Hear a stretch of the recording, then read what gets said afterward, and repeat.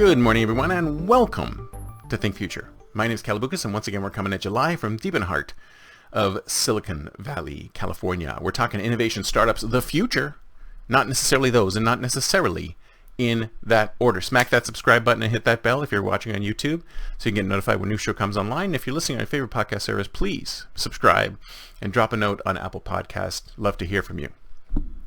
So let's talk about the future of talent acquisition, because there's another thing that, if you ask me, is incredibly broken. Because what is the current state of talent acquisition? Well, let's see. I have a job opening. As a hiring manager, I go to my HR department. I say, I have a job opening. Here's some particulars on the role.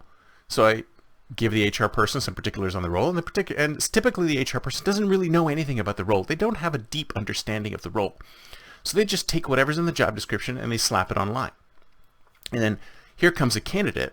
They see the job and they go, well, that looks interesting. That looks like something I can do.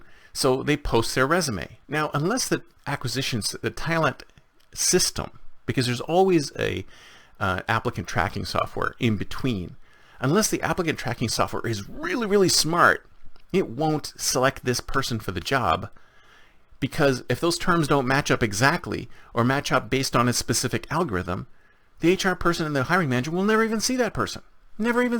Even though they might be a perfect fit. I think I mentioned this before in an earlier show. Project management, product management, entrepreneur, startup founder. This is the same skill set across the board. It's the same skill set. So a lot of times these things, won't be a mismatch, and that is one of the reasons why we don't get the best people for a job.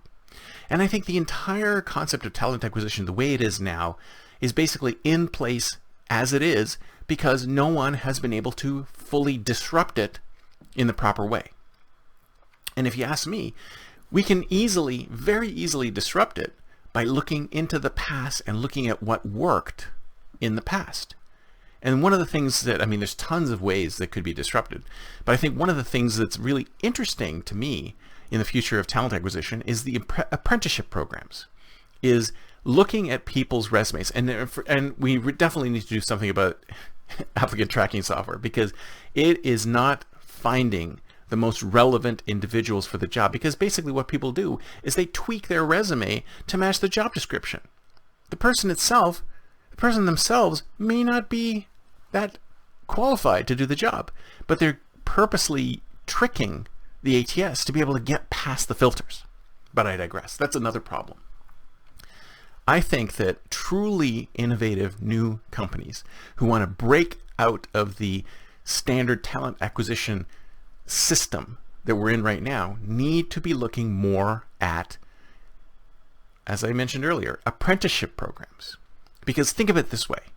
You don't really know, and it's the same thing I was talking about before with the difference between market research and design thinking in an MVP, is that you don't really know if someone is good for the job unless they're actually doing the job.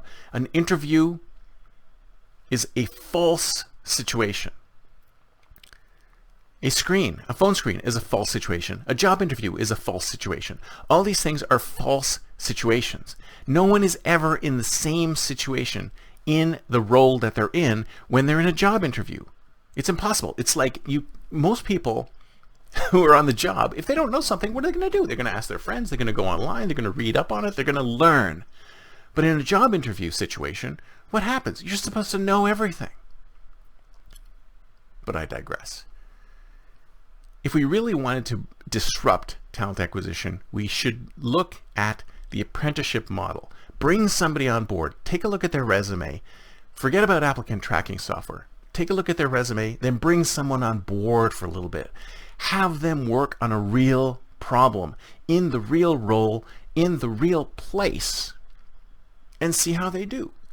Unless you have someone actually physically acting and in the role, you can never tell if this person can do the job. And I would not be surprised if many people who interview poorly, who phone screen poorly, whose resume is very poor in comparison to the job, can be fantastic employees.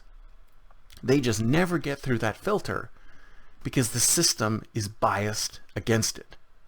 We need to look at the entire business of hiring people and disrupt it.